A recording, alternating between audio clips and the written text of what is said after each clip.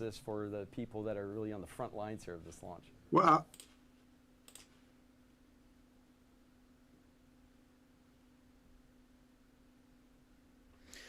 Well, folks, how are you this evening? Thanks so much for sticking with me. Yeah, like you said, technical issues on the first ever stream, but as expected, these things were always going to happen. We didn't quite catch the launch there, but I will have replays up, and obviously Virgin Orbit will have replays up as well. The main thing for me was always going to be getting home on time to catch the actual launch of Launcher 1.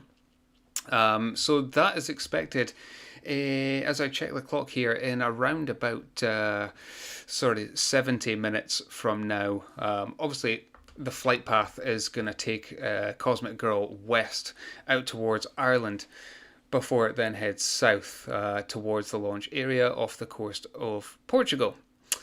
From there, it's going to enter into its racetrack pattern where it will hold and check all the systems. So we've got about 20 minutes to half an hour to play with there while it completes all those checks.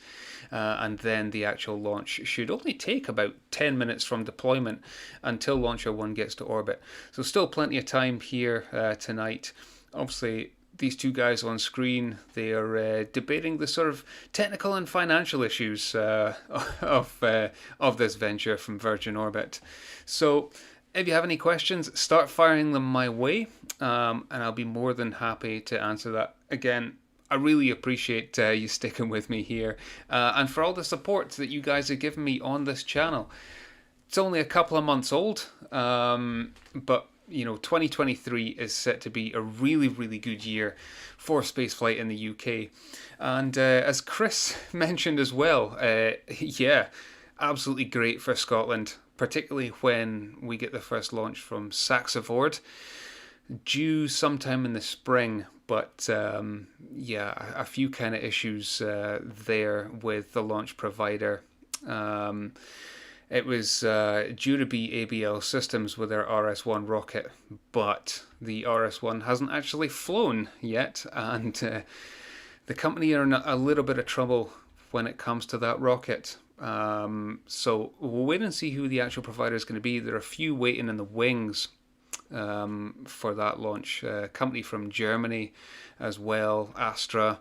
But they're also having problems with their rockets. In fact, their Astra 3, they've just announced that they're going to be scrapping that, and will probably likely launch with the upcoming Astra 4 whenever that gets off the ground. So yeah, I hope you guys are all having a great night. Plenty of coffee or beer or wine or whatever is your tickle for a Monday evening. But yeah, this is fantastic. It's good to be up and running as well. And obviously the guys at Virgin Orbit are taking a little bit of a break too. Not quite the SpaceX feeds that we're all used to watching when they just talk at you for an hour and a half. So yeah, let me know. If you have any questions, fire them my way and we'll get them answered for you. Whether it's about this Virgin Orbit launch or whether it's about UK spaceflight in general, absolutely great.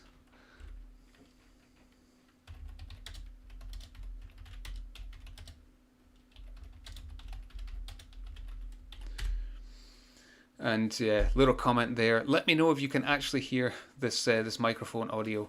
All signs are pointing that it is coming through, but let me know, because that would be handy. Otherwise, it just looks like I've been talking in silence. And obviously, the guy on the left of the screen, he's not signing for me. He is signing for the folks at Virgin Orbit. But hey, that's a good little touch as well for our kind of visually impaired viewers.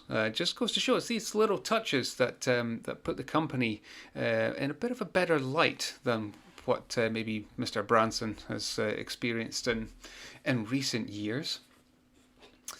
Although he was in the news, this past couple of days, saying that Elon Musk decided to drop by barefoot in his kitchen in the middle of the night.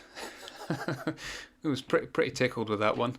Couldn't have just dropped a text to say, hey, congratulations on all you've got going on with Virgin Galactic and Virgin Orbit. No, he had to fly himself out to his private island. Yeah, barefoot. So Good. Glad that the audio is spot on. At the moment, not very much happening. Virgin Orbit's end, but you can see that it has now been just a little over 20 minutes since Cosmic Girl took off, so it will be flying out westbound. Expected drop time in just shy of 45 minutes here, guys, so maybe a lot quicker. With some favourable winds, it's obviously going to impact the fact that Launcher 1 is strapped to the wing of an commercial passenger carrying aircraft. So that flight pattern will be impacted by that in a positive way.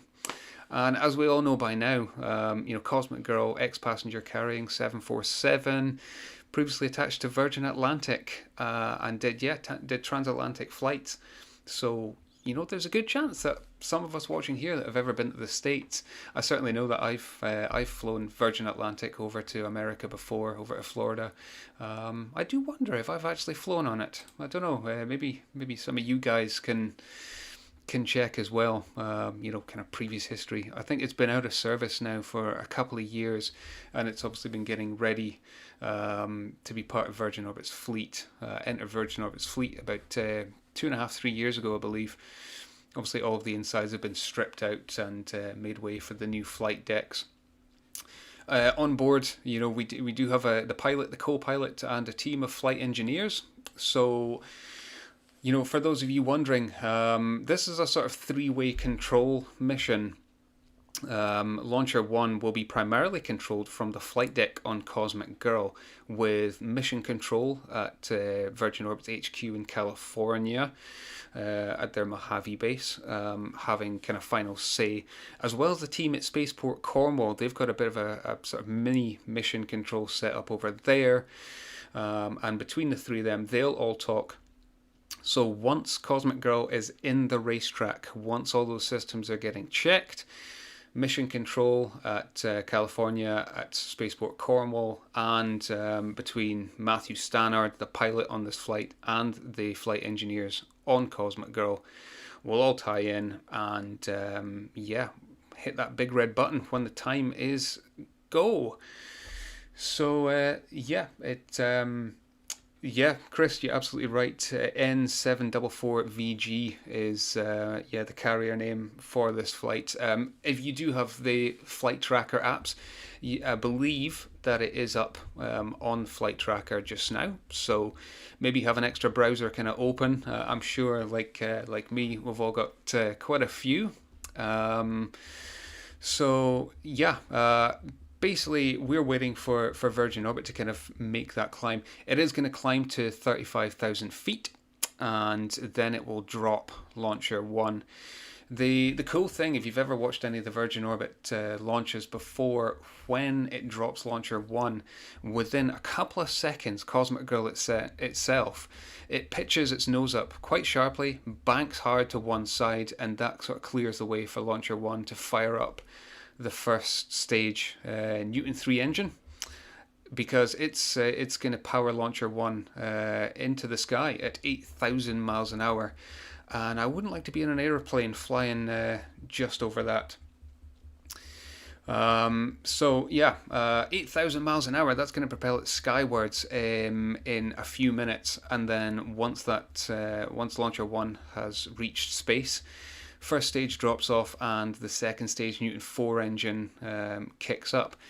Now, if anybody's watched my Kerbal Space Program recreation, I did go into a bit of detail about these engines, but basically the Newton 3, it powers that, it's capable of delivering 300 kilonewtons of thrust, right? And the Newton 4, it delivers a power of about 20 kilonewtons of thrust.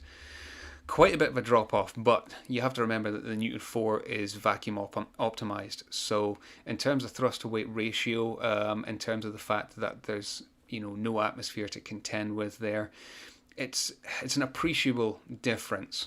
Okay, and a little goes a long way when it comes to the engines in space. But the overall flight itself should last about 10 minutes. So it's not very much, but it is one of the benefits to using an aircraft launch system, as well as the obvious cost that's involved. Quite a lot I don't want to say less technical, but it kind of is in a way in terms of the red tape involved with traditional vertical rocket launches. It's a lot less dangerous on the ground as well. Because I think with the UK, if you have kind of looked at some of the spaceports that are in development, as well as Spaceport Cornwall, they're all dotted around near the coast, and obviously it's for a very good reason. We just don't have the landmass that the United States has got. There's a reason that Russia uses Baikonur in Kazakhstan, because there's no kind of dense areas of population around. Unfortunately, the UK, we're just a small island over here. Particularly down on that southwest coast at Cornwall, it's a massive tourist destination. And then in Scotland, obviously we've got the two spaceports that are in development just now, up at Sutherland at Caithness, and in Shetland at the Lambeth Peninsula on Unst. They don't have heavy areas of population there. Certainly at Lambeth, it's right on the edge of the peninsula. But hey, the good thing is that we'll be expecting that first launch from Scottish soil, at some point soon this year.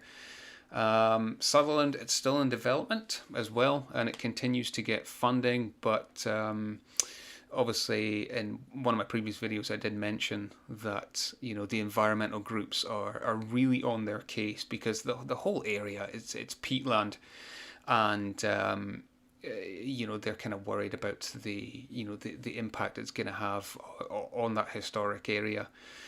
That's not to say that there's not worries up at Shetland. The environmentalists have certainly been out there as well. It's well known for its wildlife, but all seems to be good with that, and it's all kind of coming along.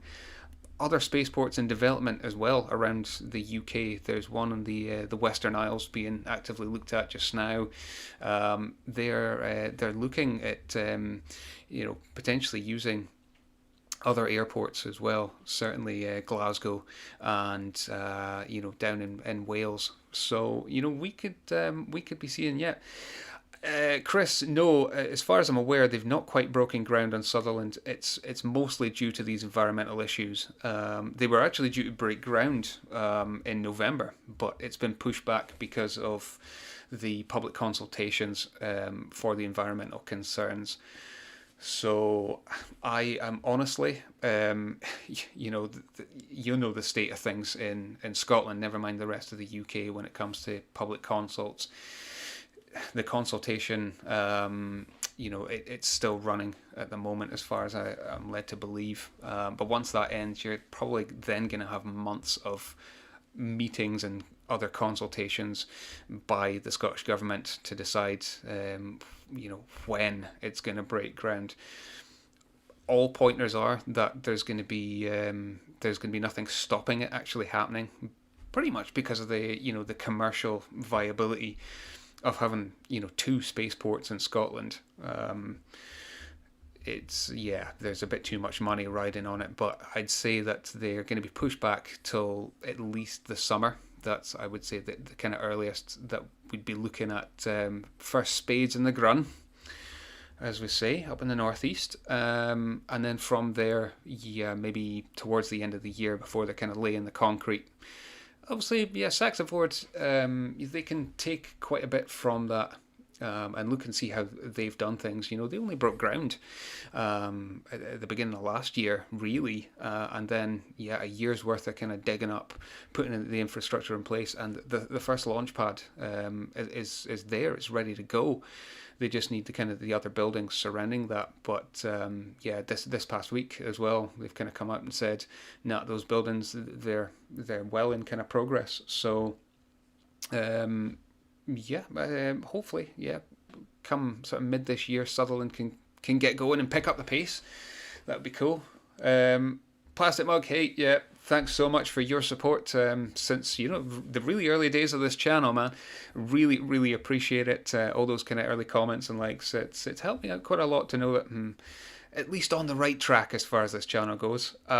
If Dream Chaser did land at Cornwall, and I have to say that this past weekend I've been kind of doing some digging in, and it has been mooted about landing Dream Chaser at Cornwall. And that would be a big, big thing. Obviously, with that, the capabilities for it to land on a runway anywhere in the world is phenomenal. But Cornwall is now open for business, so there's absolutely no reason why it couldn't, and it would tie in nicely with Rolls-Royce's plans for an SSTO. Obviously they have joined up with but they have a joined up program called Sabre, and they are looking at obviously combined cycle twin turbine engines for an SSTO. So I would highly imagine that they would be looking to launch from Cornwall as well. Chris, initial designs for Sutherland, really cool. Reaction engines, absolutely. It's their project with Rolls-Royce for the Sabre system. Trying to still kind of work out go in between the camera and go between the comments here. But I think the good thing is with all these spaceports that have been planned, with the kind of the eco-natural designs to them, they're taking into account the environment that they're going to be around. You kind of can't not, particularly when you're building a spaceport in Scotland. I just know that the buildings are, they're going to end up brown or something like that. It really matches in with the peat and the trees. Although not so much trees up in Shetland, which is why it's such a good place. It's very flat. I don't know if anyone here has ever travelled offshore from Shetland. Certainly my time in that industry, up through Skatstad, there's just nothing, but it makes it really good for heliports and air bases and spaceports as well. So that one needs to be kicking. I don't know if any of you guys did check out my poll that I released kind of earlier on this week. Let me know, what are you guys that's on here looking forward to this year? For me, obviously, this launch that we're looking at right now, with Virgin Orbit, that was probably number one on the list because it was going to be first, and then from there, absolutely, it's the Skatsta, not the Skatsta, the Saxavord spaceport development. So as you can see, not much happening at Virgin Orbit's end. The party's still ongoing down at Newquay Airport. I know that there's quite a kind of few folk down there, particularly Angry Astronaut and a few others. Folk whose channels I actually follow, they're down there covering that. But a little over half an hour to go now. Hopefully before Launcher 1 drops from the underside of Cosmic Girl and we can get footage of that. I thought they might have had a few more cameras on there, but to be fair, having said that, I don't know if any of you watched the Artemis 1 launch live. I would say fortunately I did, but there was definitely kind of channel hopping there. Went on to Tim Dodd's channel and he offered much better cameras than NASA did. I think it took them, the last kind of couple of months before they were able to get us HD quality footage from that, and that was that included their daily 24-hour kind of stream from the Orion capsule. So not quite sure on the Virgin Orbit setup what cameras they've got. They did say they would be having some on board, but whether or not they've actually kind of fed through, we shall wait and see.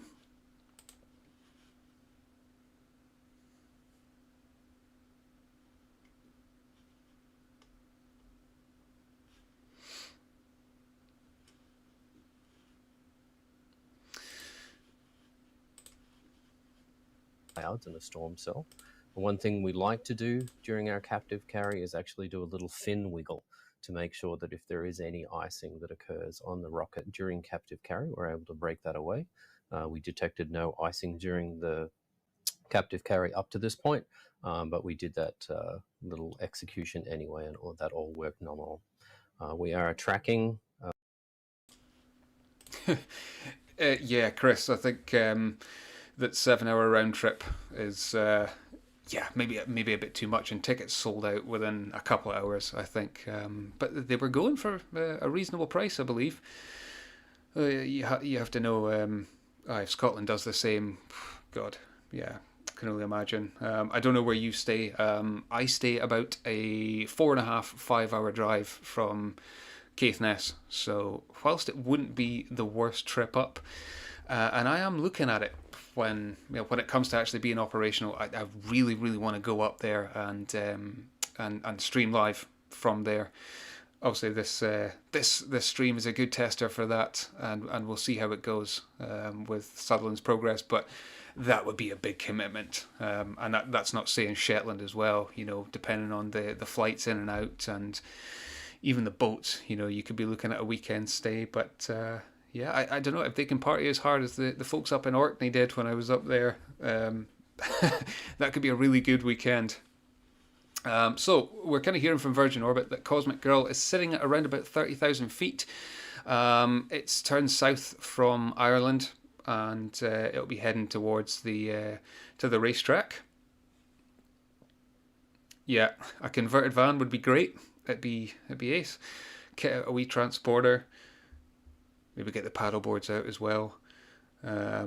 Yeah, it's just a shame though. Basically, where I am in the northeast, there's not a direct road. You can certainly take the main road up as far as Inverness, and then you would have to kind of cut in through all the windy stretches. And honestly, that's what takes the longest time. It's it's not so much the getting up to that kind of general area up to Inverness, but yeah, so.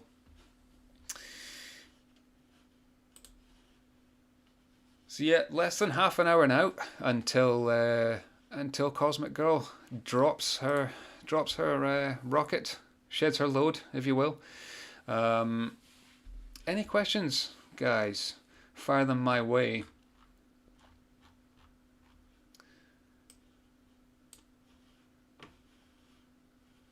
So it'd be interesting to know where you all stay, where you're all based as well. I'm sure there's a few of us dotted around the UK.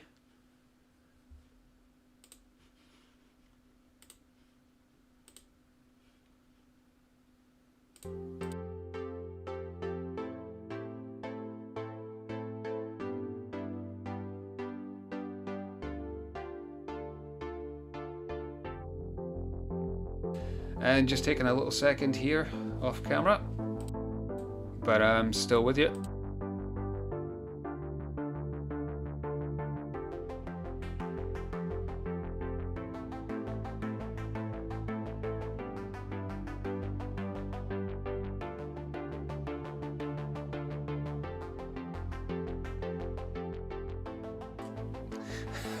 Yeah, Chris.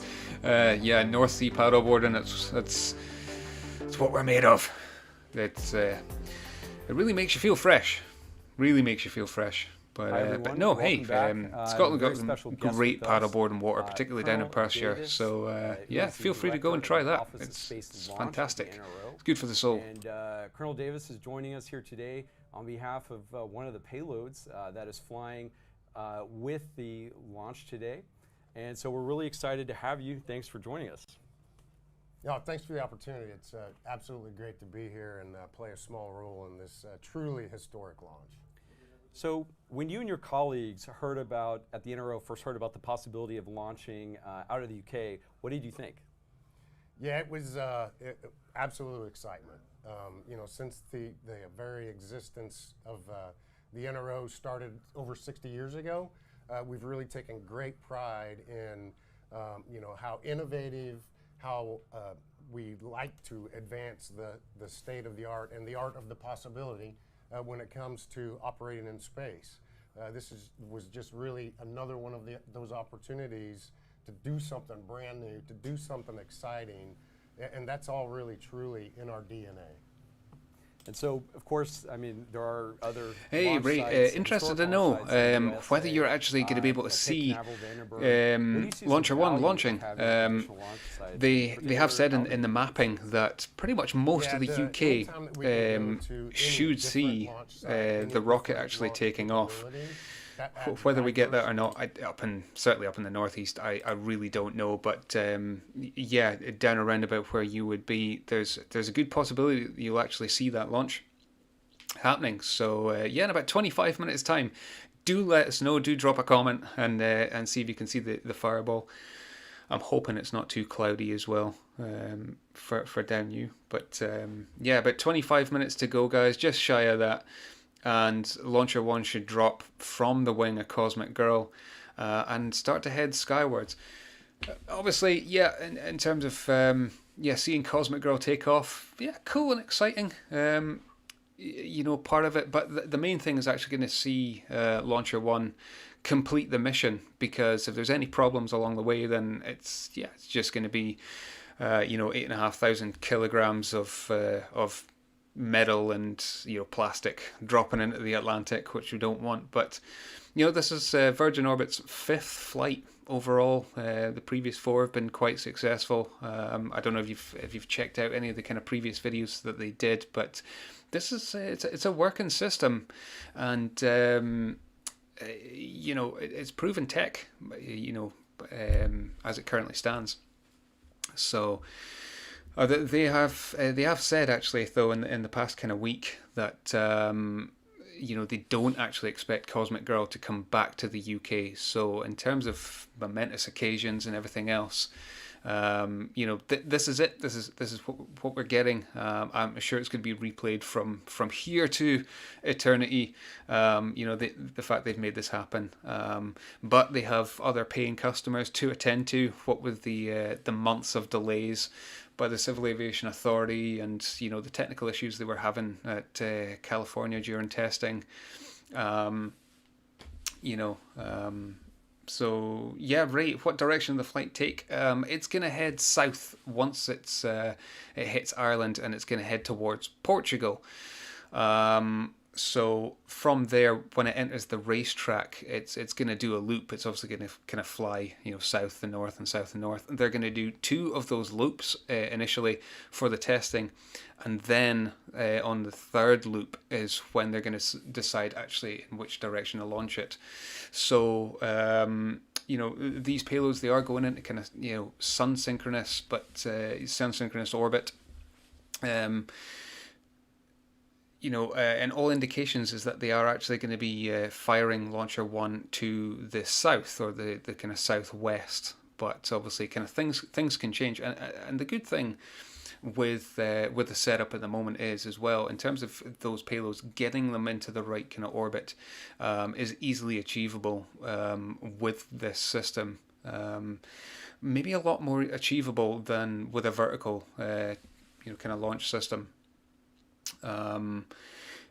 It's, you know, given the fact that Launcher 1's a 2-stage rocket as well, you know, they have the capabilities to kind of change orbital inclinations in flight. Most of these satellites, in fact, all these satellites are CubeSats in some form of another. So it's it's maybe not as kind of technically kind of difficult as what with bigger satellites. Yeah, Chris, definitely grab them binoculars or some kind of long-range scope. I'm not quite sure. Checking the kind of weather. Obviously, people watching this video have seen these blinds. You know, it's maybe not the best setup, but it does afford me a nice view south. So let me open this here. Hopefully the neighbours aren't out in the garden at the moment. But the best thing about where I stay is that I have a great view, you know, south and particularly southwest. So any big flashes in the sky during the feeds, then and we know that Launcher 1's on its way. It makes it great for stargazing as well.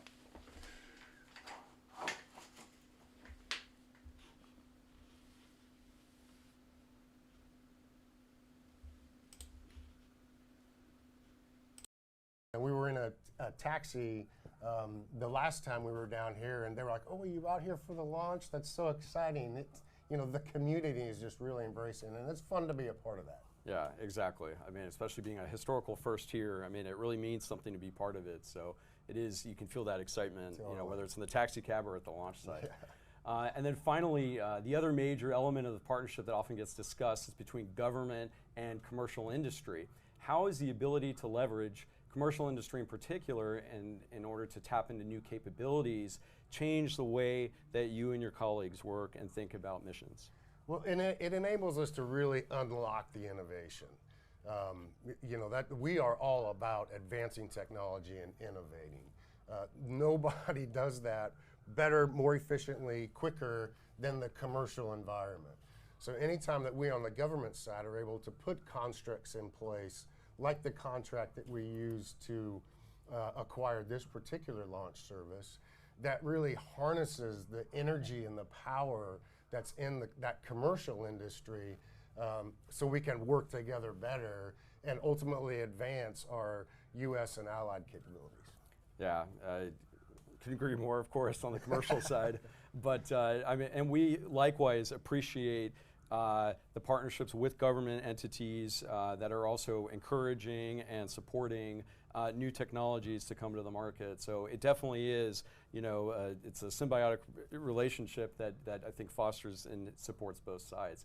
So Colonel Davis, it's really been a pleasure having you here today, and we thank you for coming down to Cornwall. Do you have any final thoughts or words you'd like to say as we get ready for the launch?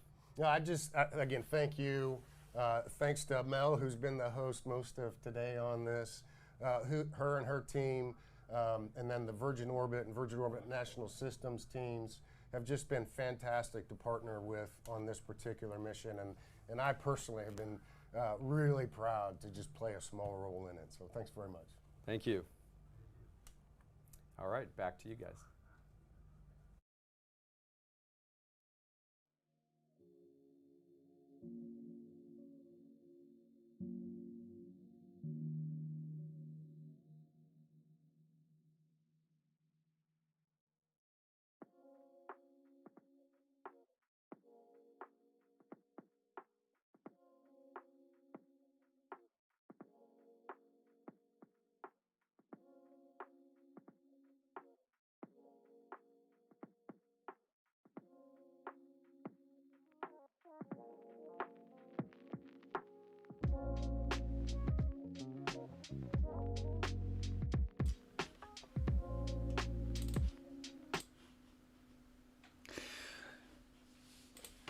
Yeah, as you can see now, guys,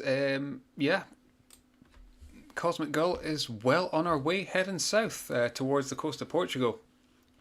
And there are no planes in the firing line as well. That's one of it's the primary reason for this flight taking place so late at night, is to avoid that Atlantic crossover traffic, particularly with flights coming into Spain and Portugal, as well as into the UK during the initial kind of takeoff phase. The last thing we're going to want is some kind of major disaster with Launcher 1 heading directly towards a transatlantic flight. So it's going, it's all good, and as you can see, Launcher 1 it's still looking in good shape there, filled with RP1 and LOX.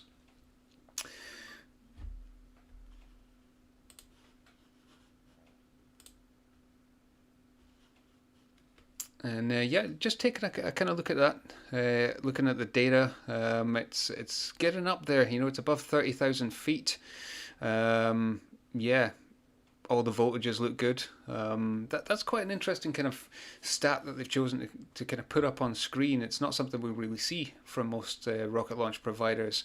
But just sitting a little under 400 miles an hour at just a shade over 30,000 feet. So there's a little bit of a climb left to go. Kind of 4,700 odd feet, and then they'll be at altitude, and they can start that racetrack. That racetrack pattern. Make sure that all systems are still good, and then we're good for launch. So just a hair under 15 minutes until we are drop ready. So what's going to happen basically when all system checks have been completed, once the racetracks have kind of completed their passes? Launcher 1 enters into a terminal count phase, and basically that is where you kind of hit the launch phase that's you would see with a traditional vertically launched rocket, where it enters that terminal count. It's 2 minutes long, and during that phase, basically Launcher 1's internal systems and guidance takes over from mission control, and then it drops in conjunction with the flight engineers on board Cosmic Girl. So they do have contingencies and shut-off times similarly to, let's say a Falcon 9 launch. It'll hit about 30 seconds, and then you're into terminal phase where basically if it's going to go wrong, it's going to go terribly wrong, but there will be no coming back from there. So about 13 and a bit minutes to go, and hopefully this feed from Virgin Orbit as well kind of starts to pick up and we get some onboard things. But from the flight trackers, we are certainly looking good as it currently stands. There's been no issues from Cosmic Girl noted, and or Launcher 1 as well. Totally fine for this phase of the flight. For those folks that have been watching our 3D map, which we'll bring up now, you'll notice that we did fly just south of the county of Cork in Ireland. We've taken our left-hand turn. It looks like they're into the racetrack now, guys. Racetrack that I had mentioned earlier. Yeah, so it's confirmed they are into the racetrack. And they're going to be completing their still first on pass track very for shortly, our then the second pass. previously advertised If everything drop is good, time. then So, the yeah, third stay pass with will us. see the actual launch.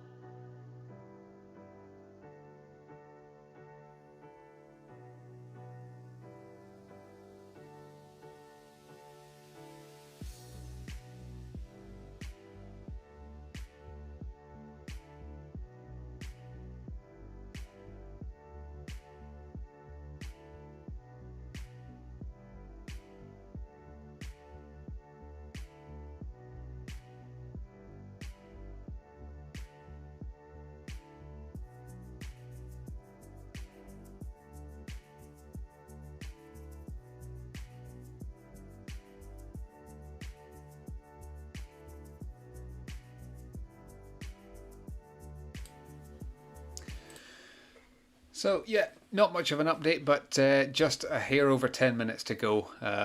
First racetrack, it looks like it has been completed, and they're on to the second just about. Yeah, they did say that the racetrack holding pattern would take anything up to half an hour, with a minimum of 19 minutes. So it looks like they're pretty on the money with this one. Remember, like I said, this is their fifth flight overall, so it is a tried and tested system with what they've got going on now. So in about 10 minutes time, hopefully we will see Launcher 1 deploy from the underbelly of Cosmic Girl. And yeah, it's already been started up, but for me, I don't know about you guys, but watching the actual rocket itself go is really the bit that we're all looking forward to. We want to see these payloads get put into space. So just as a little reminder, of the payloads that we've got. We have a joint venture between the UK and the US Department of Defence. We have the first satellite from Wales, from Spaceforge, heading up. A really cool bit of tech there as well. It's what they're kind of calling a micro factory. And they're going to be kind of manufacturing like sort of transistor components in space as a proof of concept. The other cool thing about that satellite is it's going to be recoverable. So they are going to aim to land it, recover it, and make sure that everything worked as expected. And there for their proof of concept, for looking for further launches later on this year. We've got, the first ever satellites being launched from the Sultanate of Oman as well. 2 of them, and they're both made in Poland. And in fact, Poland, they have 3 satellites that are being made in that country that's going up on this mission. And which is developed by the RHEA. Now you can see that's Dover, made by the RIA Group. History. We're very proud to be carrying her on board today. Interesting bit about that, as the guys have just mentioned there, it's the first satellite that they've actually launched in the 30-year history of that company. Wow. 30 years, and they're only launching their first satellite now, but they were obviously waiting for their opportune moment to launch that one on the first ever flight from the UK. Has been given the all clear. The terminal count is the portion when the rocket goes into an autonomous mode. We're just hearing at the moment questions on the YouTube stream that I want to address. We're looking go for terminal count. This is actually the second launch after 7 minutes or so, and terminal count.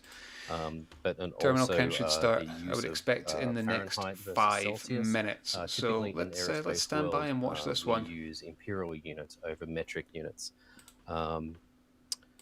I think that's all I got for the moment. Like I said, we're moving into the cold pass, and things are about to get very exciting. So please stay with us.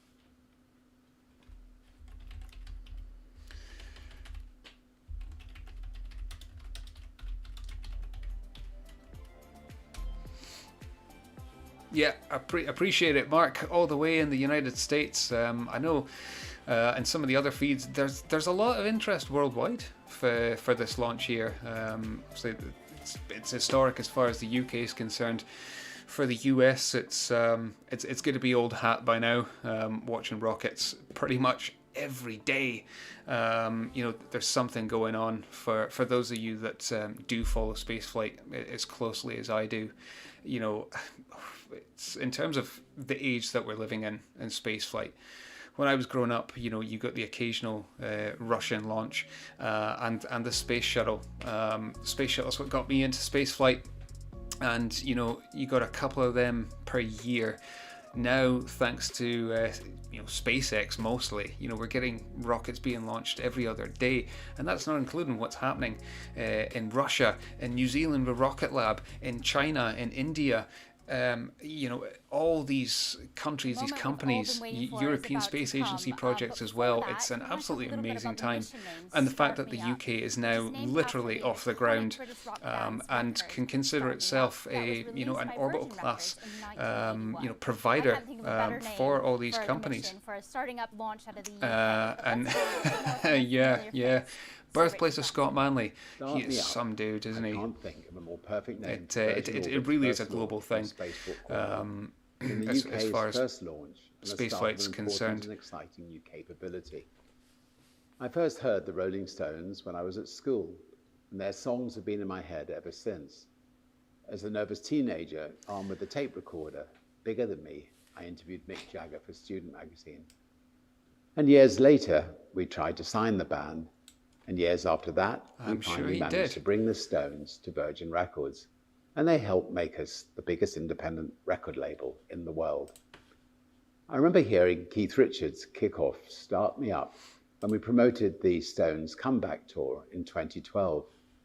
A decade on, they're still going strong, and I've loved spending time with them over the years, even if Ronnie Wood beats me at poker and pool. One of the most wonderful parts of Virgin Orbit's missions has been the opportunity to bring the Virgin family together, not least by honouring a Virgin Records artist with each launch. And this should be the most thrilling one yet. Congratulations and good luck to all involved in this launch in Cornwall, the UK and worldwide. Like the song says, once we start it up, we will never stop. And so, good words by Branson there. Genuinely surprised. In my KSP recreation, I had his analog on board, and I'm kind of surprised he's not managed to wing his way on for a seat on Cosmic Girl. The fact he put himself on the Virgin Galactic flight was pretty incredible. Just goes to show that age is absolutely no barrier to achievement, and he'll do anything for a bit of press, won't he? But the fact of the matter is, he's kind of stuck with it, and provided us all something here for us spaceflight enthusiasts to get really excited about. This has been months and months of excitement building. Not least for the team at Virgin Orbit, for all of us here down on the ground though, that have been eagerly anticipating this launch, and we are just a hair over 3 minutes now. They've completed the cold pass, and they'll be I suppose entering the hot phase, where they're going to go live, they're going to go terminal, and Launcher 1 is going to deploy. So we'll wait and see if we manage to get actual live pictures from Cosmic Girl. I appreciate that when Virgin Orbit normally launch these things, it's done off the coast of California, and it's always daylight over in the Pacific. So their previous launches, there's been some great footage, particularly from the tracking planes that fly alongside it. There's been no confirmation that they do have one of those on this flight, and I guess it'd be pretty dark, but as you can start to see on their feed now, which looks like it's the aft camera on Launcher 1. So at least we might have something in the next kind of couple of minutes here. Wouldn't it just be amazing, watching that drop, regardless of whether it's dark or not? It's going to light up. When that Newton 3 fires up, we are going to see a wonderful fireball coming out of that, and then a very quick, very steep ascent towards space. As we're under 2 minutes to go, hopefully, wishing the team the very, very best of luck. I'm sure all the clients are, keeping everything crossed. They've got their hands under their backsides at the moment, and they are twitching, absolutely twitching. But remember that there are 9 satellites on board Launcher 1 at the moment as part of the payload, and they are going to be deposited over a period of an hour or two once Launcher 1 hits orbit. So orbital altitude today is 550 kilometers in sun-synchronous orbit. So it's going to take a little bit of time to get up there, for sure.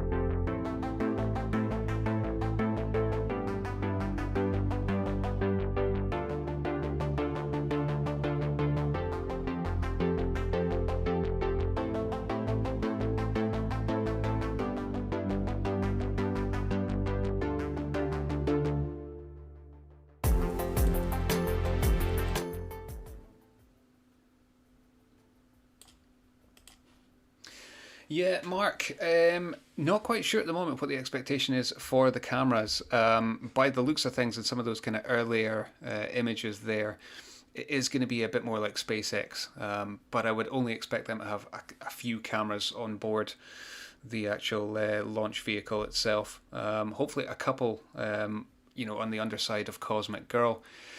As I said, with previous flights, they had a tracker aircraft that sat, a few hundred feet off the port side of Cosmic Girl, and around about kind of 50 feet below. So we should see it. We should see it flare. Obviously, for tracking purposes, for mission control, they will want to kind of keep an eye on the aft section of that rocket.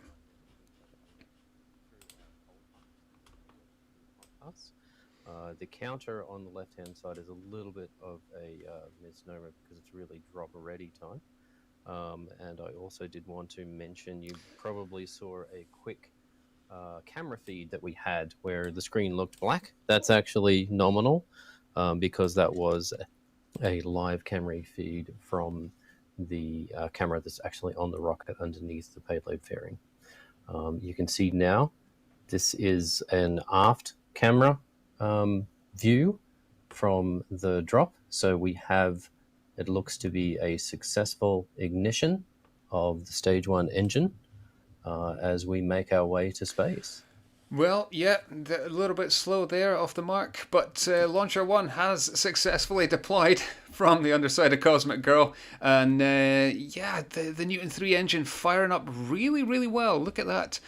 Look at that kind of trail. Even in the dark, we can see it, guys. A little bit of a delay, to say the least. They're about a minute and a half out, but the rocket is climbing. Yeah, just over 3,000 miles an hour now. God, you can really kind of see the trail. The plumes kind of start to arc out, and this is great. Oh, a couple of little sparks as well from the engine, but I would expect that to be within nominal range. And really, this is the best view I think that we could possibly get. From the rocket. Obviously, when it hits space, when it starts to hit the daylight side of the Earth, it should afford us and the mission control and ground teams a better picture. And now as we're kind of entering higher altitude, So as you can see there, look at Look at that plume start to widen as it reaches the upper edges of the atmosphere, and I think we're just about depleted on that first stage. All the fuel is it's showing is pretty deplete now, and we should be expecting stage 2 to separate away and to launch up and carry it the rest of the way to orbit.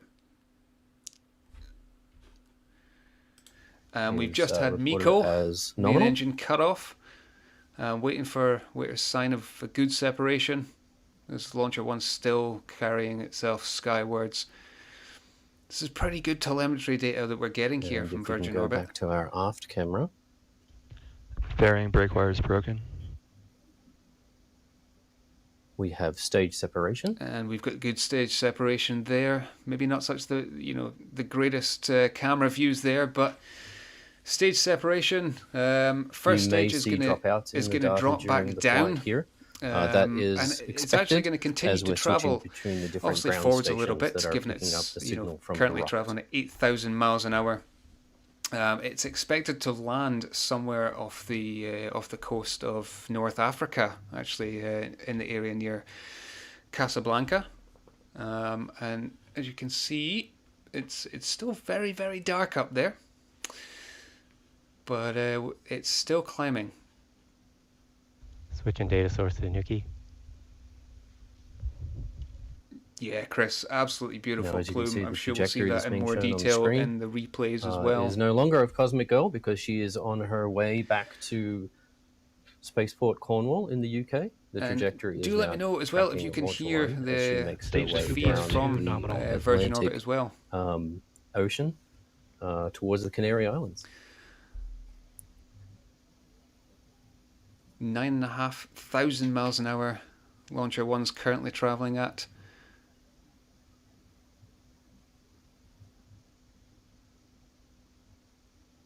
And we have fairing separation Stage 2 as well. trajectory nominal. Stage 2 trajectory nominal. That means our flight path is as expected, being And picked all up by going those well. ground stations. We're probably almost coming up absolutely on great, guys. halfway You know, through our stage 2 burn number 1. Burn number 1. On the GUI so, here, you can see in the center there, obviously the cool flame coming out the left-hand side, but you can see the fuel. Yeah, so like I was saying earlier, you know, the fact that this is their 5th flight, you know, they've got 4 prior flights worth of experience for this one, so would have expected everything to go according to plan. Not really expecting Cosmic Girl to have any kind of major problems during its takeoff. If anything was going to go wrong, it was going to be with the rocket itself. Obviously, they had that kind of additional testing phase when they were testing some of the upper stage Newton 4 engines in California at their Mojave base and discovered some kind of unknown technical problem that further added to the delays at Spaceport Cornwall. But so far, everything is looking good. Anyone noticed on their feed there, their speed suddenly jumped up to 4 billion miles an hour.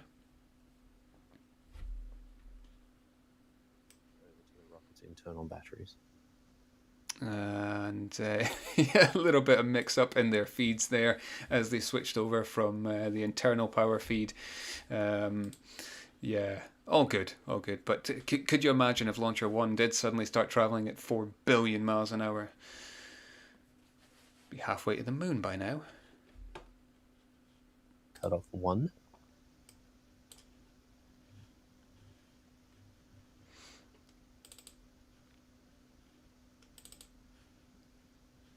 So I'm still with you here, but giving you guys a better view of what Virgin Orbit are seeing. Fuel is 50% depleted, so we're halfway for this stage of the rocket. Still on its first burn, what we can see, and yeah, if you look over on the left-hand side at the rocket portion of the ticker there, it is floating somewhere between stage 2 and continuing to monitor stage 1 as it falls, and Cosmic Girl as it makes its way back to Cornwall. As I said earlier, there are points of the flight where we don't have the telemetry coming from the rocket because we are out of view of the ground stations. Our flight software folks have implemented a store and forward on our rocket, which means that when we are out of yeah, a view little of bit the of ground the stations, tracking we here. are storing that data so that Goonhilly time we do come into in a ground England, station, in the we south of can England, download it and, they are providing target some of the left main Madrid. tracking data for this Data source launch. switch to Madrid. Madrid ground station. Yeah, Chris, has locked absolutely. onto our rocket and is streaming It's the finally come true. All of our Star Trek dreams, they're now a reality thanks to Richard Branson and Virgin Orbit. But yeah, some interesting tracking data. Given that obviously when it is climbing, you know, the rocket is affected by the rotation of the Earth. Switching telemetry source to mass balloonist. Yeah, Mark, it is going retrograde to place it into sun-synchronous orbit. Newton 4 shutdown initiated. And second stage, first shutdown initiated. They're going to let Launcher 1, or what's left of it, climb now. You just heard the call for Newton 4 shutdown. Newton 4 is our stage 2 engine. So that is the completion of the first burn of our second stage.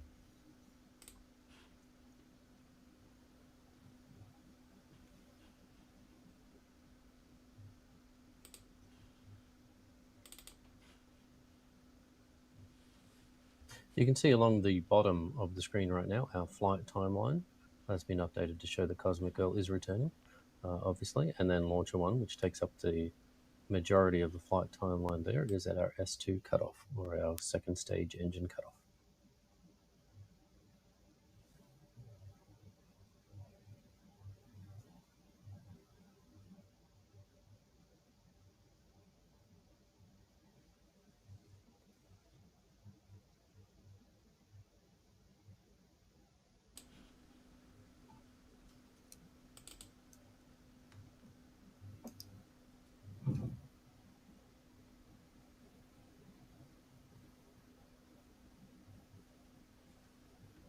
So now's probably a good time to talk a little bit about our rocket profile.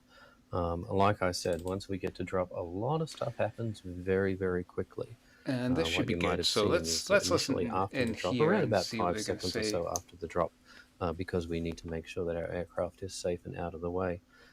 We fire what we call our propellant settling thrusters, or our PSTs, and they're solid rocket boosters that are on the back of Launcher 1, and they give the rocket a little push forward to settle our propellants for stage 1. And then we have that main engine start, or MES, for S1. And then you saw over, I think it was about 3 minutes or so, our stage 1 burn, which, as I had said before, does most of the heavy lifting, and our main engine cutoff. Separated from stage 2, and stage 2 has to do the work for the rest of the journey. We start our second stage engine, which is the burn that just happened. And during that burn, we separate our fairings. And what that does, it opens up the pointy end of the rocket, essentially, through ordnance firing. That opens up that section and exposes the payloads. We continue to fly under power on our second stage during that first burn, and then we'll have that cut off. And you can see the graphic on the screen right now. We again get to the coast, which is the phase that we're in right now. And we do a maneuver. We execute a maneuver called the barbecue roll. So essentially, we are rifling through the atmosphere, and what this does is it avoids one side of the stage from getting too hot and the other from getting too cold. Our rocket is covered in a spray-on foam insulator, but this is a very standard maneuver procedure that most rocket companies execute. Once we've finished our coast, we will do a second engine start, so SES2. So we restart our second stage engine. And yeah, a good little bit of info there, guys, on the barbecue roll. It's similar to what pretty much every other rocket manufacturer or launch provider carries out. Similar to what you might see with Artemis as well. It basically minimizes the thermal heating to the rocket itself by rolling around. It can dissipate some of that initial heat from launch and kind of stabilize that out a bit before it then. It also helps it maintain its trajectory, prevents it from spinning out of control before they relight the engine to take it to orbit. And for those of you wondering, just while I'm here, obviously, in terms of the first live stream, some of my setup here, I use my phone as a webcam. So occasionally I have to turn her around to check messages and keep an eye on some of the other feeds I've got open on my phone as well as on the desktop here. Yeah, hopefully it's basically the same setup I use for compiling the videos every single week on the main UK Space News channel. And for those of you, I think the majority, probably all subscribers. So again, thank you so much. I really do appreciate it. Every time somebody reaches out, hits that subscribe button, or likes one of the videos, drops a comment, you guys have been, amazing thus far to not only stick with me, but some of the chat we've got going on has been absolutely great. And when I say it in the videos, I know that when you're starting out on YouTube and all the rest of it, you're supposed to say, hey, don't forget to like and subscribe. But it does make a big difference to growing this, and the main thing for doing it is just out of sheer love for space flight, and particularly wanting to kind of spread the word of UK spaceflight activities. That's my goal, that's my main kind of mantra for starting this whole channel, was to educate and inform and really kind of get in on the ground of what's happening this year with the UK space industry. We've got an amazing scene. We've had an amazing scene for the past kind of 30, 40 years, primarily as a satellite manufacturing nation. And you can see that with Alba Orbital and the stuff they're doing out of their base in Glasgow. But some companies have been making and manufacturing satellites and other kind of different vehicles for decades now. Obviously, we've kind of had the Mars rover project, and with what Lockheed Martin are doing, obviously they've kind of seen merit in continued investment in the UK space industry, not just for satellites and other vehicles, but now to invest in Saxavord, because they are one of the big investors up there. It's been incredible to watch it grow, and throughout 2023, as the year goes on, it's only going to get better and better, as particularly when we start to see actual vertical launches, because that's the kind of thing that really hooks people in. So a few shots of mission control there, and within sort of, I would say, the next sort of 10, 15 minutes or so, hopefully we'll get word of the second stage restarting, or at least signs that it's all going to be good. So fire at me with some more of your questions. Can be about anything spaceflight at all. Yeah, Chris, really appreciate the comment there, man. I really do. It's why I do what I do. Starting out the past couple of months, things are only going to get better and better from here. And I'm going to keep going and keep bringing the best news updates that I can. Because, for anyone that does follow it closely, the UK space industry, it has a habit of being much like anything in the UK. They're a bit slow when it comes to the news, so that's why there's some of us out here keeping tabs on things and passing the information on to all you guys out there. I pick the best. I pick what I think people are really gonna cotton on to, what you're gonna like every single week for my main UK space news updates. And I'm going to keep doing it throughout this year because, things are going to get exciting. But yeah, I mean, as far as the time, I think we're all doing pretty well to still be on this stream. It's it's just after 11:25 at night. I do kind of hope that you guys have had less busy days. You've been taking it easy and relaxing a bit, and certainly had your coffee. I might jump off in just a minute to go and get a top up of mine, but we're still going to be here. We're still going to keep this thing going, and again, I really do appreciate it, all your support from all across the UK and the world, Mark, in New York City. But yeah, I think Mark also raises a good point there. The fact that this is a fully expendable rocket, why can't it be reusable? Yeah, because the UK Space Agency's main tenet and the UK government's kind of main thing is sustainability in space. They want everything to be reusable, or at least to reduce the green profile. Now, whether that's just simple greenwashing of space, or whether they have kind of genuine concerns, I think it's somewhere in the middle.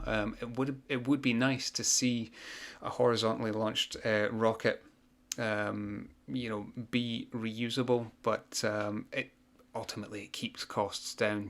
These things are pretty cheap in comparison, particularly when you factor in development costs. Just look at how much money that SpaceX spent developing the Falcon 9 and how much they're spending developing Starship. It's a lot slower. The fact of the matter is that Virgin Orbit can build these rockets in-house for a fraction of the cost.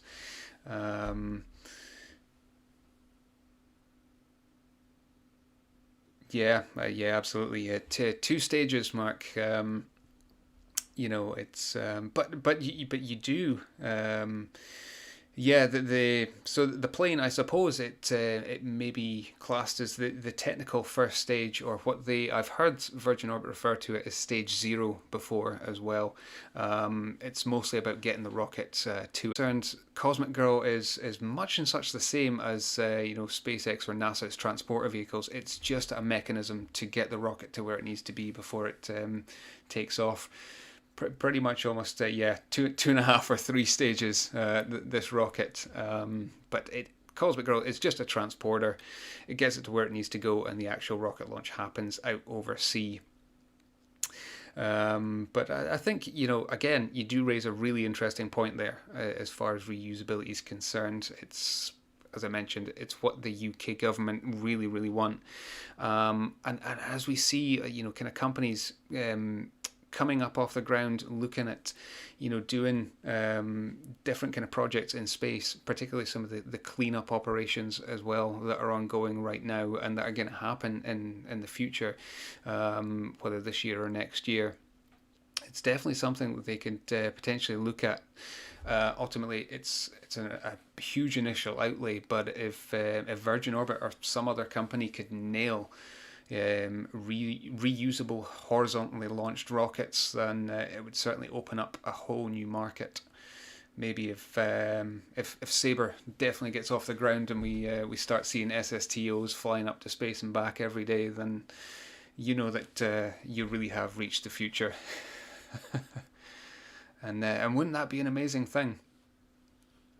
Quite curious, guys. Actually, speaking about the Sabre project, has anyone actually checked out the Rolls-Royce deep dive video I did?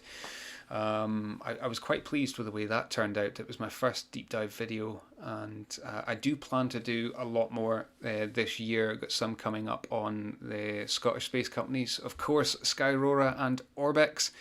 As far as I'm concerned, where I stay, and Chris, you'll know this, having stayed in Edinburgh, I live an hour and a half from Skyrora HQ, at least in the East Coast. I know they're kind of basing themselves more in Cumbernauld these days, but that's a really exciting company, one that I've been following for a couple of years when they started launching sort of these micro rockets.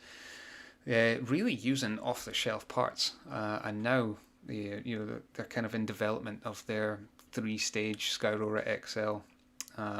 So, yeah, let me know. Did you check out the Rolls-Royce video? Would you be interested in more deep dives, kind of content of that? I'm really keen to see what you guys want.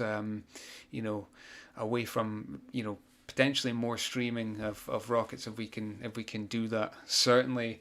That first launch at Saxavord, I would be looking absolutely, if not to be there in person, but to be streaming it in something like this, avoiding the technical issues that we had at the outlay of this. But it's all good, and we've been going for about an hour and 3/4 now overall. So it's amazing. But I'm going to drop off and get myself a coffee.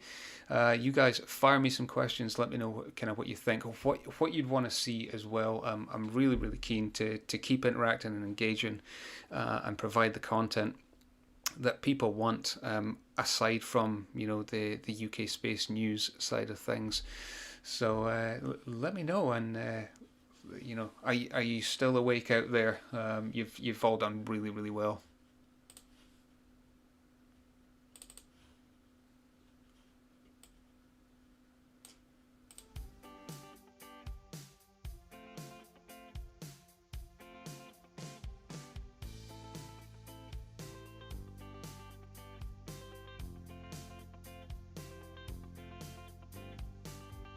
LD to SMA on control, do you copy? SMA controls on copy, go ahead. Have you let the tower know that hazardous operations have ended? No, I have not, and I cannot, but I can coordinate with Range 1 on FA unit. Copy. Also, did you change the traffic light? No, I did not. Never mind. Sorry, we're going to green. Is it green now? Let me pull up the... It's okay, LC is working it. Okay, copy. SMA.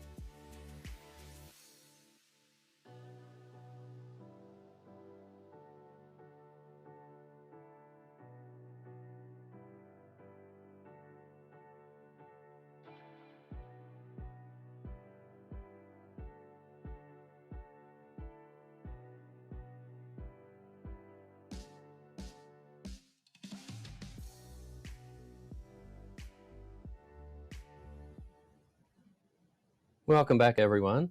This is, of course, the least interesting part of the flight. We are in S2 coast, so there's not a lot happening, and you're not probably hearing a lot of audio come from the Mission Control Center. But I did want to let you know that Cosmic Girl is only minutes away from landing. That is our primary mission, is safety here at Virgin Orbit, and we want to ensure that our flight crew and all the folks on the ground are ultimately safe at all phases of our mission. So yeah, just a quick update here from the MCC. We'll be back with more in a moment.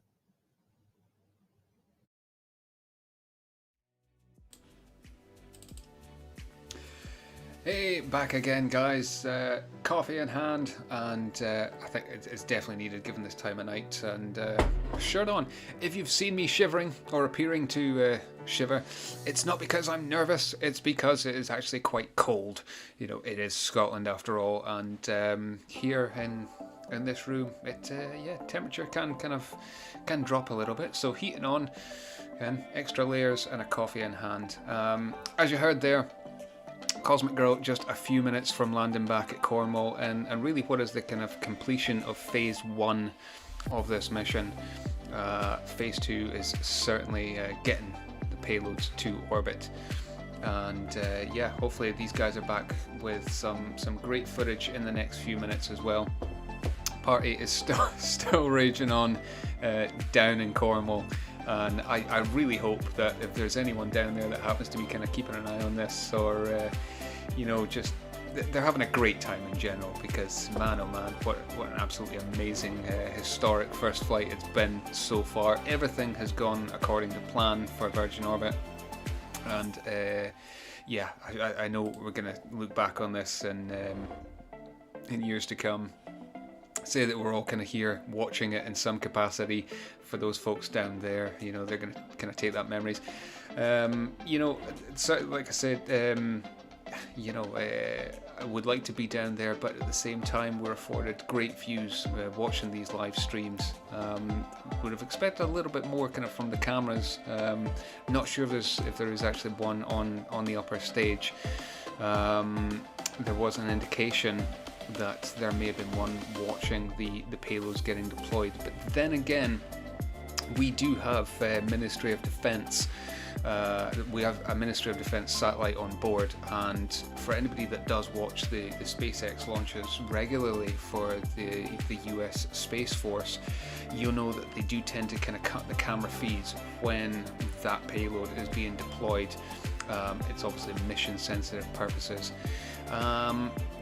This mission here for the joint venture between the UK and the US Department of Defence, it's Earth imaging capabilities, primarily in a military setting, so I don't imagine they're going to show a video feed of that, but certainly when it comes to the Prometheus 2s and the RIA, the Dover satellite by RIA, and the two satellites from the Sultanate of Oman.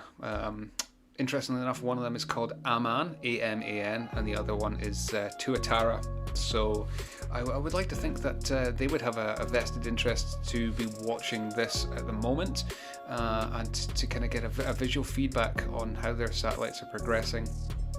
I know the one I'm certainly most looking forward to is Space Forge, just given its its possibilities there. They can demonstrate in-orbit manufacturing, even on a micro scale, on a CubeSat. That's incredible. The applications for that, the proof of concept for that piece of technology there is literally out of this world.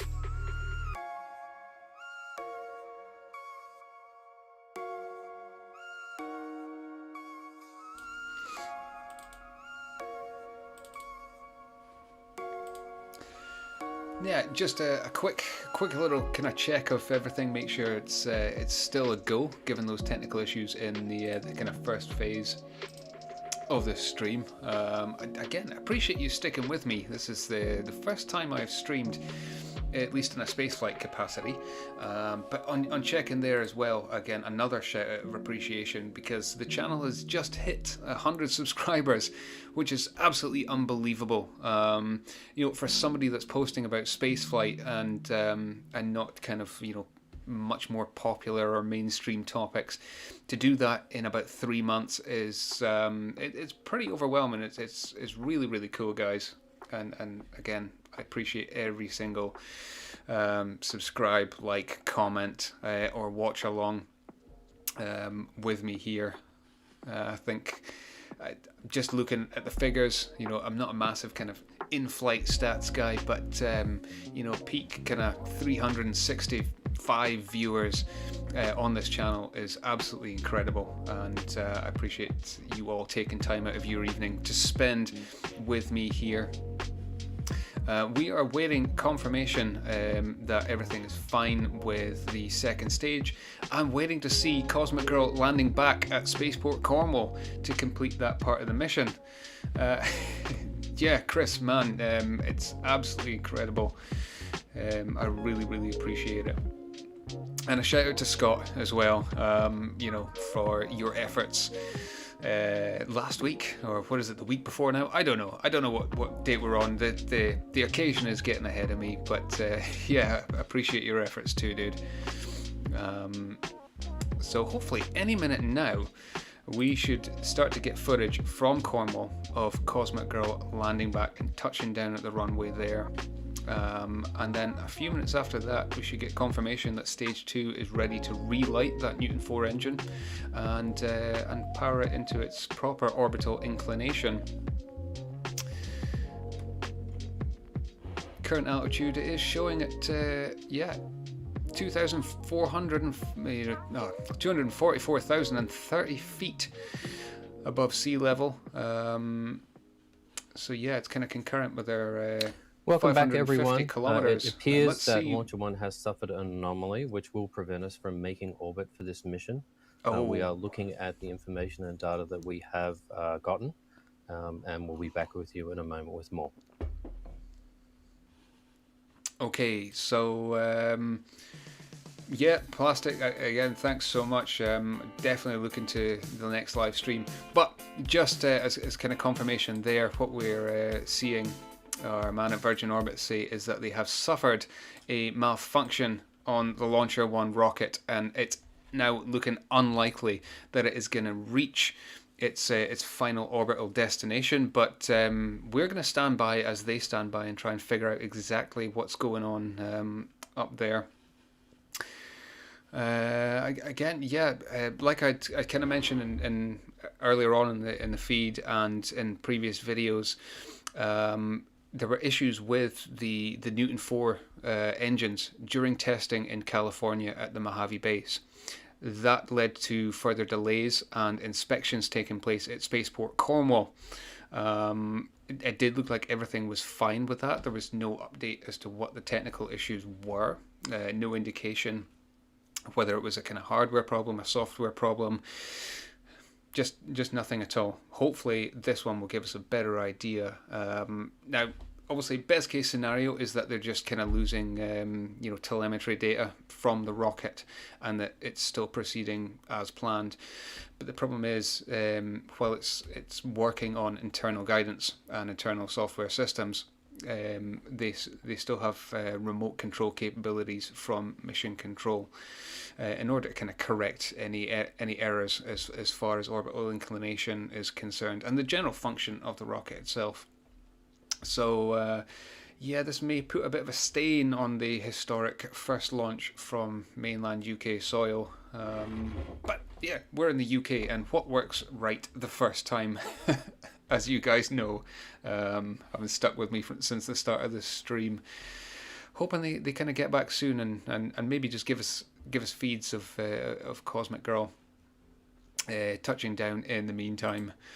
Wouldn't that be great? But that would be a big shame if Launcher 1 has actually failed and those payloads can't be put to space. Like I said, really looking forward to seeing what Space Forge were going to do with their launch. You know, and particularly, yeah, the Rhea group as well. First satellite that they've ever put to launch in their 30-year history. That would be a huge sore point for them and a bit of a letdown. But fingers crossed. We're going to wait for the data, see what comes in, and see what Virgin Orbit have to say.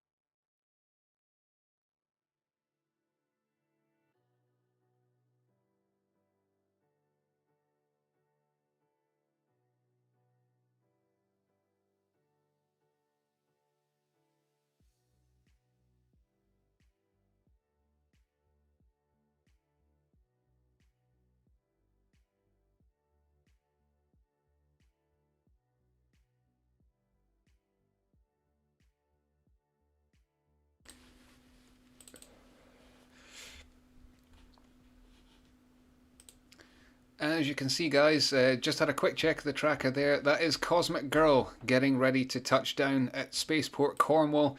She is back and has at least managed to complete that portion of the mission for Virgin Orbit. So, you know, whether there is, you know, a major problem with Launcher 1, at the very least, Cosmic Girl's done her job, and really proud of all those guys. Again, the pilot Matthew Stannard, Flight Lieutenant of the RAF, who has been commissioned to Virgin Orbit for 3 years to act as their primary pilot on all UK operations. Steve-O, mate, yeah, good to see you out here. The Flame and the Horsehead Nebula. That's amazing. For anyone, I should give a big shout out to Stephen McCarran there. For anyone that wants to check out some amazing photography, please do go and check out his channels, his pages. Just incredible stuff. Yeah, so happy to see you online, dude. And thanks again for your support. As we watch Cosmic Girl, she's just about to touch down, so we're going to shoot now to the bigger view, and as you can see from the pictures, still one heck of a crowd down there at Newquay Airport, which traces its history all the way back to being an RAF base in World War II. Much like most of the kind of regional airports in the UK, they all started life as an RAF base of some description. Got repurposed to a commercial passenger carrying airport, did Newquay, and now serves as the home of the UK's first spaceport.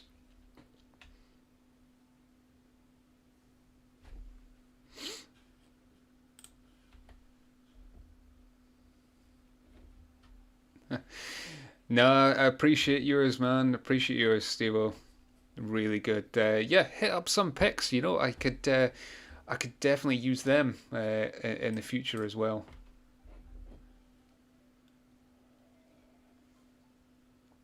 Still love the stuff you did with Stam.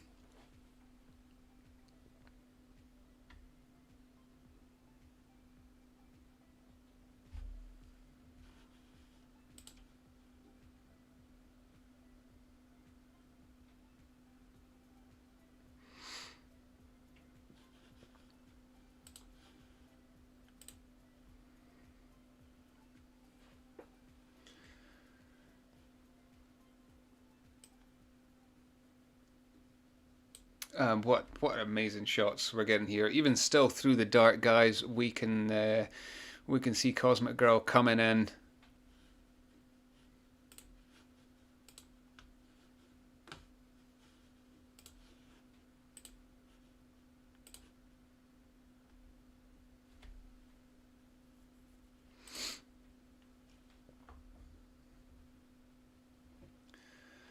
Just brilliant to see it. And as long as wheels go down, no further issues. Cosmic Girl's job is done.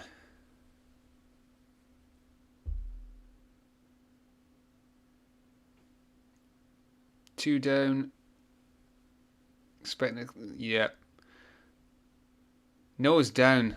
Well done, Cosmic Girl. What an absolutely brilliant job that you have done. No matter what happens with the fate of Launcher 1, Cosmic Girl has done its part. And yeah, I don't think anybody can fault Cosmic Girl whatsoever. She took Launcher 1 up with no issues, took it to the launch area, successful deployment, and a successful return to base. So massive round of applause, mega congratulations to those guys involved in that part of the operation, and it's good to see her return back to base to be used again. No real issues there. I mean, the 747s, they are an absolute beast of an aircraft, and a darn shame that they've been retired. But this is great, and basically what's going to happen as far as Cosmic Girl is concerned is she's going to go through the kind of debrief checks, the post-flight checks, and then she's getting shipped off back to California within the next few weeks, ready to get reloaded with another Launcher 1 for some of the other payloads that are stacking up for Virgin Orbit. They do really need the money, and no further delays. But yeah, job done for them.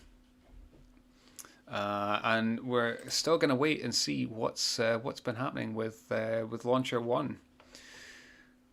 Hopefully that update comes through in the next sort of few minutes.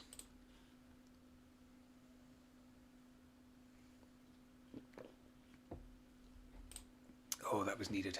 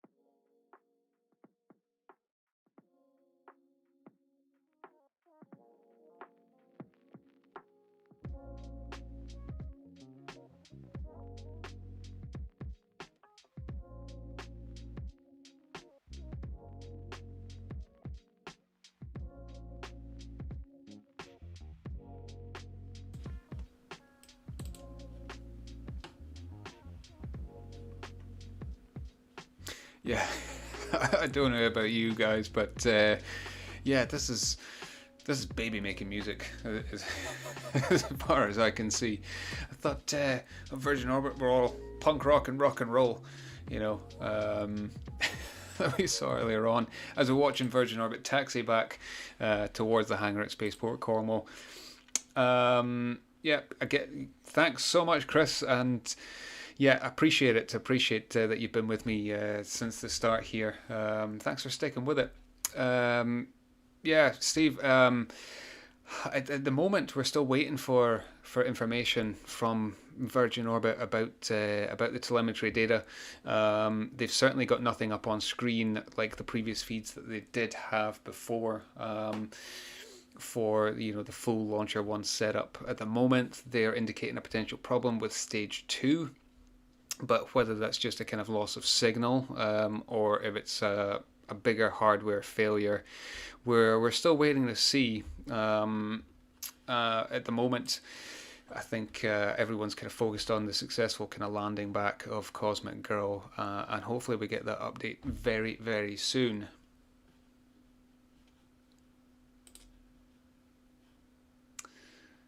And hopefully some of that mood music can come back, because that's jamming. Oh, here we go. Hopefully you guys are still getting good audio coming through of this, but it sounds like the kind of hold tone you would get for some kind of telecommunications company that you've been on hold to for an hour, and this stuff gets stuck in your head for a week. Yeah, that's going to come with me to work tomorrow for sure.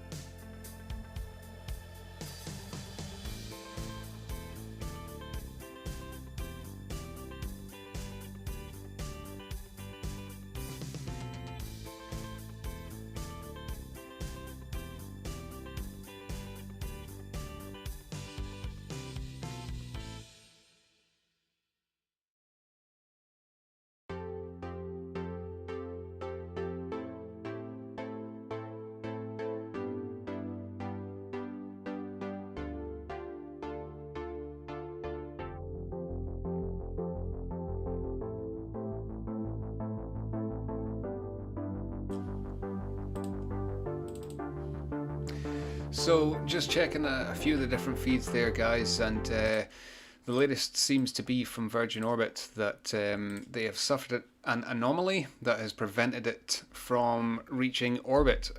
So this one, they say that that rocket science is hard, but it does look like that Launcher 1 has not made it to orbit, and those payloads will not be deploying. But we're still going to stand by here on the feed and wait for more information as we get it. And still, the ideal is still that it's all kind of telemetry based. But from what Virgin Orbit are saying, it doesn't look like they are going to reach full orbit, despite having kind of gotten up to their desired speed. We see this before in plenty of rocket launches, that the initial stages are successful, and yeah, ultimately space it's hard. It's a hard business, and just because you get to space, it doesn't mean that you're going to have a successful orbit or a successful deployment of payloads. We've certainly seen plenty of rockets in the past whose upper stages have gotten to orbit, but then the payloads don't deploy for whatever reasons, due to technical problems, failures of the deployment mechanisms, etc.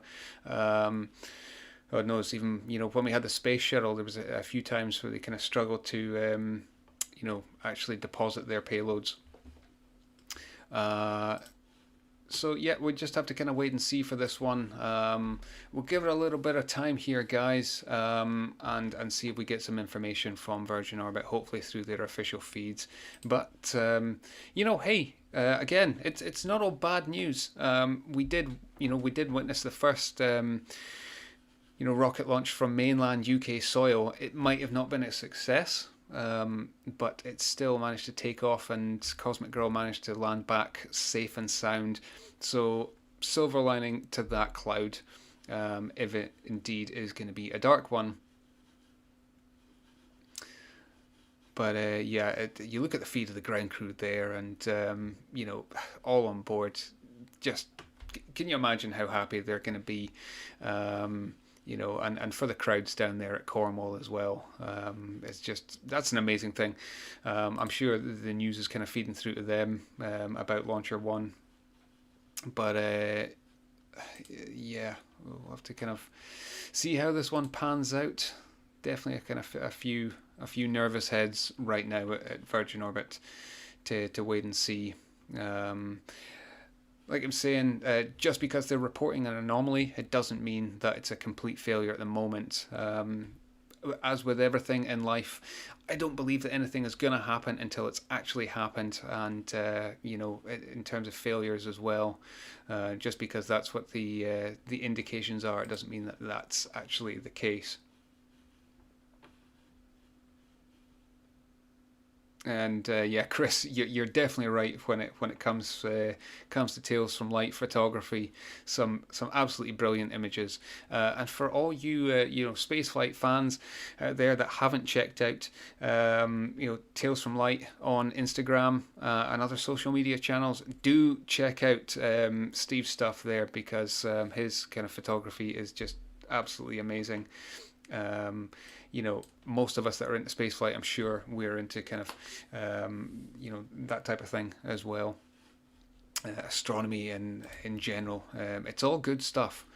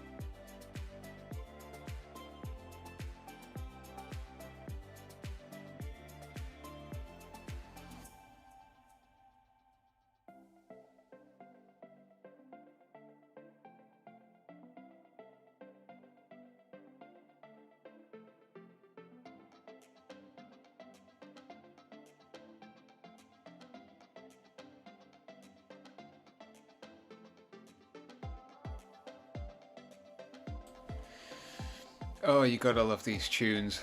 You've gotta love the synth magic that's coming through there. I can see already a few complaints heading Virgin Orbit's way for their coverage, but hey, at least we're getting images, which is better than some launch providers do provide. We get the initial takeoff, and that's about it. They've kind of carried us through most of the way in trying to provide information. They could certainly take a leaf out of NASA's book when it comes to providing commentary the whole way through. But hey, we've been doing what we can here on this channel with the information we've got to hand. So it does appear that from what we're seeing, that Launcher 1 has not made it to orbit, and I'm gonna go out on a limb and say that we're looking at a failure. Back, and thanks but that's them just kind of tuning in at the moment. Experienced an anomaly, and we are gathering more information. I did want to take this opportunity to thank our customers, our Virgin Orbit team, VONS, UK Spaceport Cornwall, of course, and our BSL interpreters over in the UK. We're going to be ending our live stream at this point, but please be sure to check out our other channels, our social media channels, for more information as soon as it's available. All right, guys. Well, yeah, you heard them there. That is, confirmed anomaly. Launcher 1 has not made it to orbit on this occasion, and I imagine that would be a total loss of all of the payloads. So, yeah, really disappointing as far as the customers are concerned, and as far as we are concerned here, we would have absolutely have loved to see a 100% successful mission. But as myself and Chris have alluded to earlier, space is hard, man, and there are a million things that could go right, but it just takes that one thing to go wrong, and it's game over. So on this occasion, we just have to kind of wait and see what the fallout is from Virgin Orbit in the kind of hours to come. I imagine more information will be forthcoming potentially later in the day today and further into the week as we go ahead. That being said, Virgin Orbit have ended their feed, and I'm going to be ending this stream in just a minute too as well. I genuinely really appreciate everyone that's jumped on board with me here tonight, that's stuck through the technical issues at the beginning of the stream. It's just going to mean we're better prepared for the next one. Obviously, I will be covering this in my next UK Space News update as well. So hopefully by the time that video is out, we'll have a lot more information on exactly what went wrong. But still, some great footage of Cosmic Girl taking off and, well, landing in our case on this channel.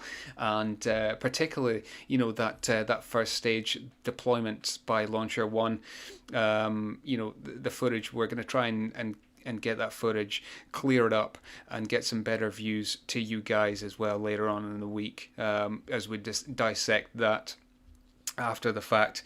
Again, greatly appreciate it. For anyone that's not subscribed to the channel, do consider doing so. Tick the notification bell for updates on future UK Space News videos as and when they come. Massive congratulations goes out nonetheless to the whole team at Virgin Orbit, and particularly the team down at Spaceport Cornwall that have spent the best part of this whole year putting this launch together and finally getting something off the ground. It was a great show all around from those guys, and until next time, once again 100% appreciate all of your love, your support for what I'm doing here at UK Space News. But I've been Tom Dune. You have yourselves a good sleep, a good night, and I'll see you next time.